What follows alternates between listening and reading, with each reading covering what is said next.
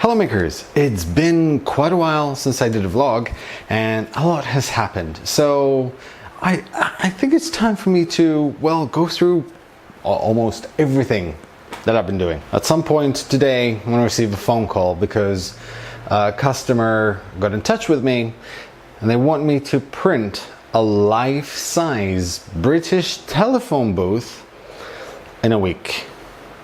No idea how that's gonna happen, but we'll see. But first, we're going to talk about everything that I have on the table right here, and then we'll go to the maker space. Did a few changes to it, slight changes, but we'll get to that soon. So first things first, I received this box from Sentret. For those of you unaware, Sentret is a company that does SLS printers, and that is selective laser sintering 3D printer. Basically, it's a desktop machine. They do desktop machines called the Lisa, and it costs about like 7-8 grand. It's like the holy grail of someone like me.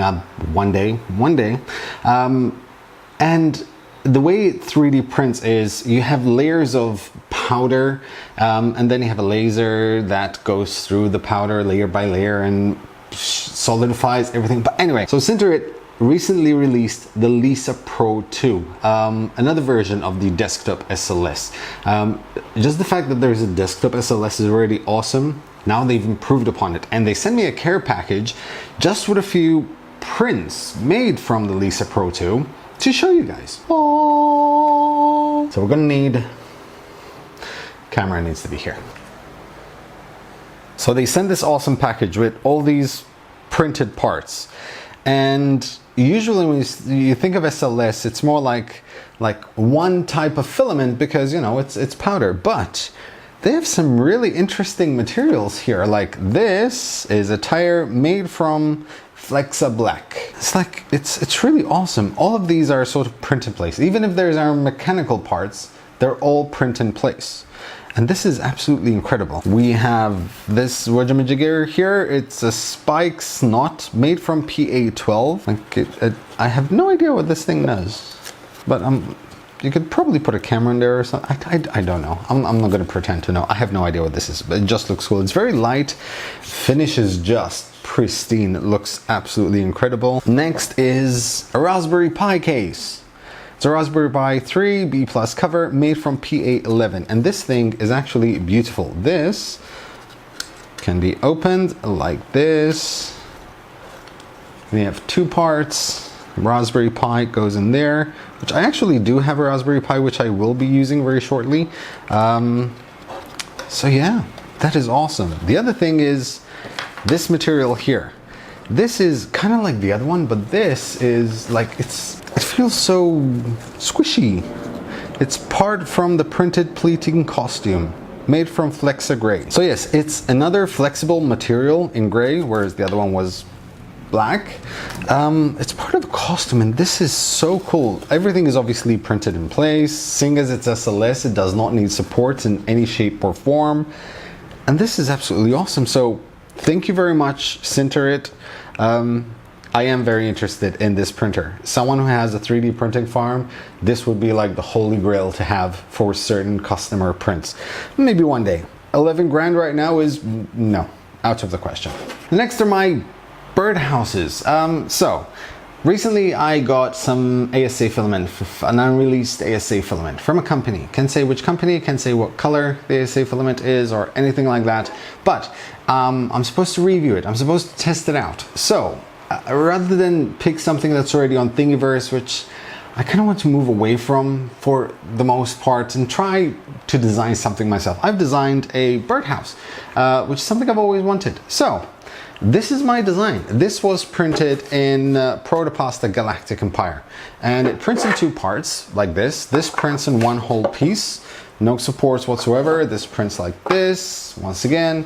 So you have the place where you put the water and the feeding stuff, and you have a perch here and a perch inside, and this goes on here just to protect the bird when he wants to rest.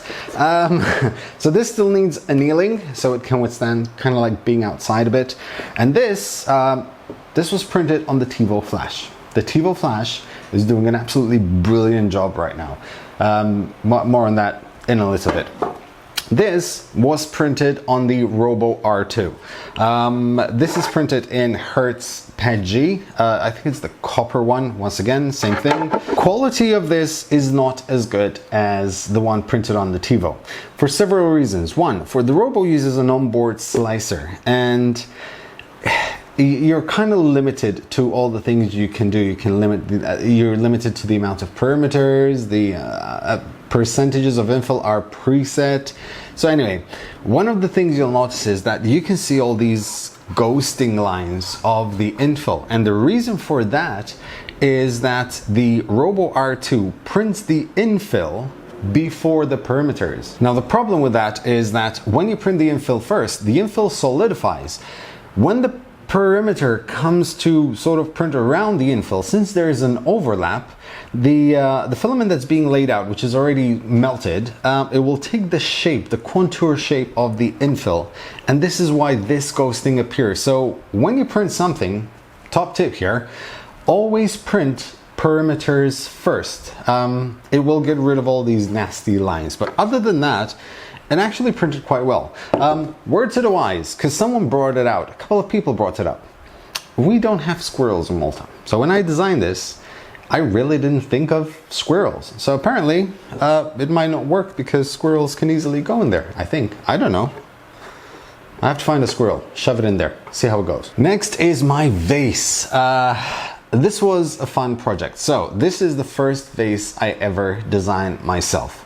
It was done in Fusion 360, relatively simple in terms of shape, but then when you come to do the cross sections, this is kind of like a multi-part vase. So you can print this in multiple colors.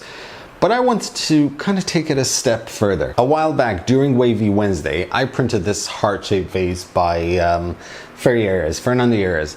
And this is only printed in gyroid infill on the Mark III, and it turned out absolutely beautiful.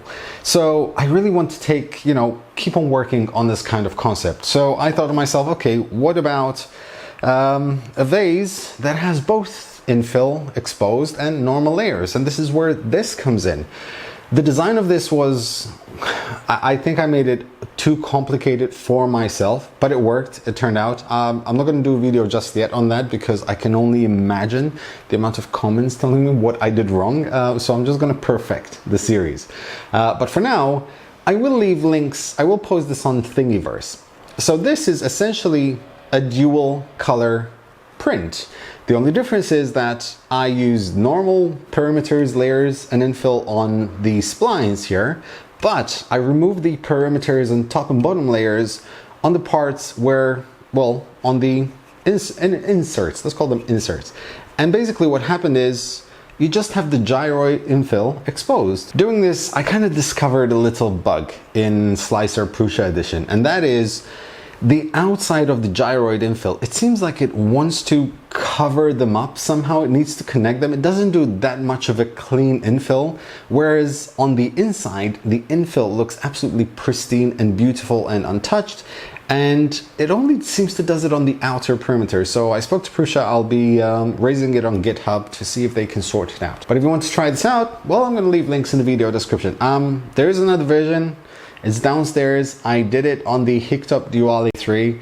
Since Simplify 3D doesn't like to print infill only, it doesn't seem to accept infill only, there has to be a perimeter. I had to do it in Cura. I'm not well versed in Cura, so it didn't turn out that good. But the concept is great. You'll see it when we go downstairs. The next thing I've been working on is this. This is a coaster. It's like a normal coaster. The only difference is that this, the white part, that's FDM. The blue part, that's resin. That's Paopoly blue resin. And this was just an experiment. I'm taking this further. I have a few ideas. But this is what I'm trying to do on the channel now. I want to experiment on things. I want to do something more relevant, more fun, more awesome. And this is one of them. This was a very simple concept and design. This was just my SVG logo kind of indented in a model. So I printed the model as an FDM on the Mark III. And once that was done, wherever there was like sort of like the infill, where the logo was kind of like, you know, indented inwards, I grabbed a syringe, grabbed some resin and kind of filled it up and left it to cure under UV light. The result is actually quite good. It turned out great. It turned out much better than I expected. Still needs a bit of tweaks, but I think there's something to it. So yeah, I'm gonna be working more on that. Now, I don't know if I have showed you this before. You probably, well, you've seen it if you've stayed through the last mail day Wednesday till the end. You've seen this. So a while ago, when I opened the Anycubic Chiron, I did my first test print, which was the Watchtower by Casha, and it turned out beautiful. It was in Spanner Hands Orange PLA, and it was 0.15 microns. It's a beautiful, beautiful print. It turned out absolutely flawless, but I wanted to do something with it. So I went into my old garage. I had a few boxes of paints and pigments and grass and whatever stuff that I used to do modeling. And when I say modeling, I mean models, as in paint models, miniatures.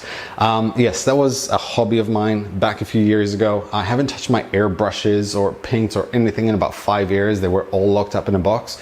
But I decided to take everything out to storage, set up a bench downstairs, and experiment a bit. The result, well, it's this. And this turned out absolutely, if I may say so, of course, it turned out absolutely awesome. I am very happy. I completely forgot how relaxing it is to stay doing stuff like this, to find the right colors, the right tones, and, you know, give it that weathering effect. And there's so much more that can be done to just this that I kind of want to take it a step further. So something's about to finish printing on the TiVo flash, so we're going to get that off the build plate. We're going to go downstairs and we'll talk more about this. One thing I forgot to mention, this arrived today. This is Vertigo Starlight by Filamentum. It's their new Vertigo color. It's kind of like a blue, purplish with sparkly stuff inside filament. It looks absolutely incredible. Any suggestions of what I can print with this beautiful filament? It has to be something epic, because this is epic. Okay, where were we? Yeah, okay. Get the prints off the TiVo flash, assemble those. You'll see what they are when we go downstairs. Yeah, and then go downstairs and take it from there.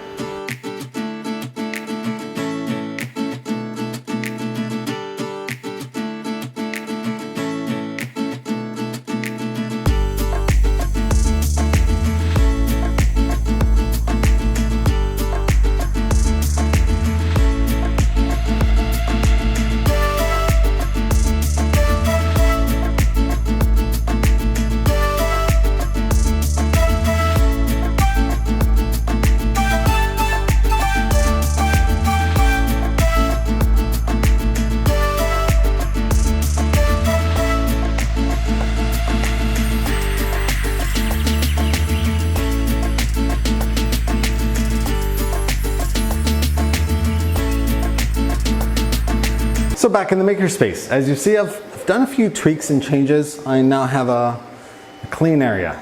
Well, you'll see that in a second. You saw the Hulk. The Hulk is ready. The Hulk needs post-processing, needs lots of post-processing because, well, it was kind of split in half, had lots of support. It's going to require a lot of cleaning. Before that, seen that thing? That massive thing that's printing on the Chiron?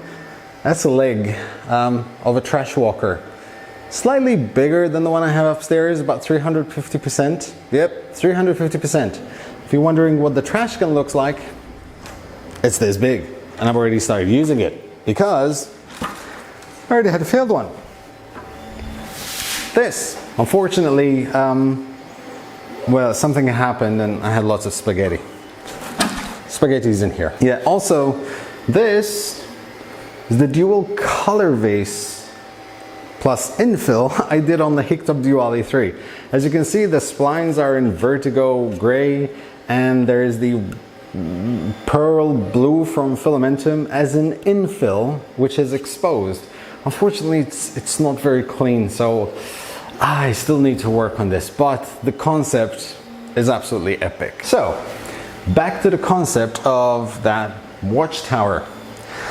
I printed this. This is the Lighthouse, also from Casha. It's printed on the TiVo flash at 0.15 microns. That seems to be the sweet spot for the TiVo flash. It just does incredible prints, reducing acceleration to remove ghosting, and is just perfect. So what I'm going to do is I'm going to do a video series. We're going to start with this. It's going to be high level. I'm going to weather this, I'm going to paint this, I'm going to show you guys the whole process of how I do it. Then, depending on the response of that video, well, we'll go into further details as to what effects you can put, the weathering. I have lots of paints here. I have lots of stuff in there. I have pigments. I have more paints here. I have my air compressor over here. I have my 2 airbrushes. I have a Badger airbrush, which is kind of like a mix between fine detail and more spread out. Then I have my baby, which is here. And this is the Iwata Eclipse. It's a gravity feed. I always prefer gravity feed airbrushes. This is kind of like more professional, can do much more fine detail, but having 2 always helps. So you don't have to play around with settings. So you can have one which sprays quite a lot and the other one which has just, you know, for fine detail. As to what this is for, well, easy. This was a print I found on Thingiverse. And well, this goes like this, and you grab your Vallejo paints. You drop them, and well, they just sit there. And the good thing is that, seeing as the bottom is slightly opaque, you can still see what the color looks like.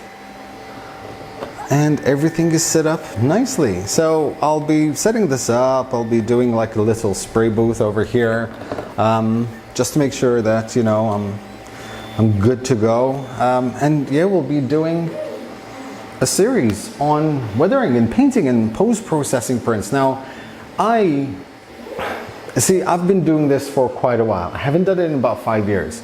And to give you an idea of what I used to do, hold on.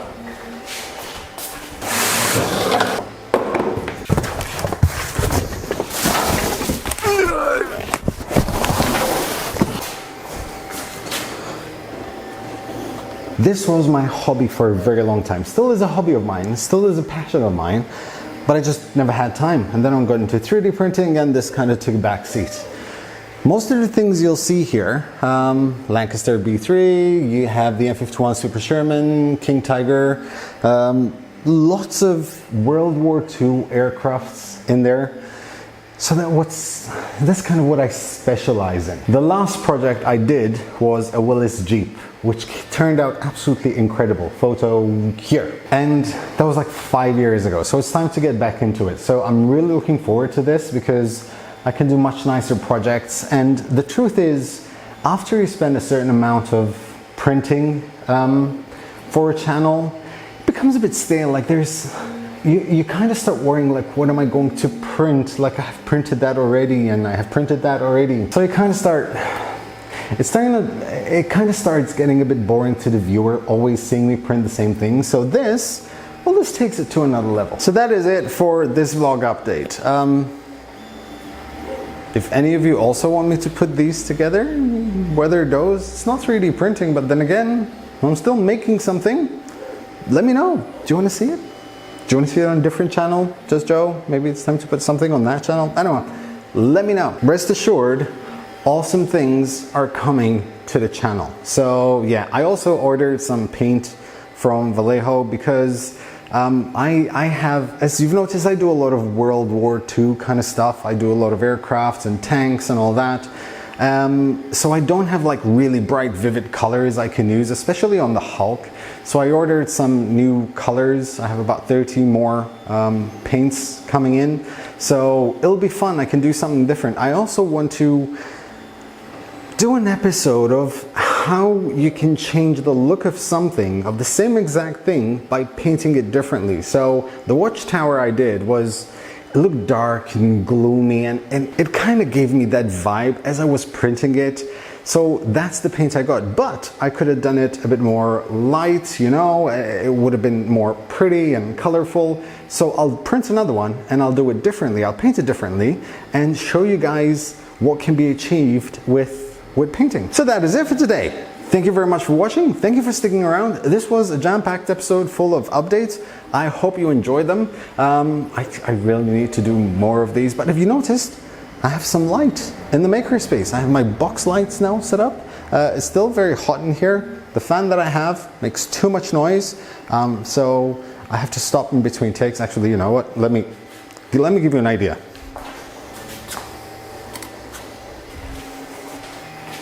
Wait for it. Oh, it feels so good. That's on the lowest setting. I really need to know if this still sounds right. I doubt it because that's really noisy. Anyway, sidetracking again. Thank you very much for watching, guys. Your support is absolutely awesome. Thank you to my patrons for their absolutely epic support, my sponsor, Spanner Hands and Megagoo for making this happen, and you guys for watching. If you've had any questions, comments, suggestions, not insults, no, leave the insults out. Leave them in the comment section below. Make sure you like, share, subscribe, and as always, happy making, guys.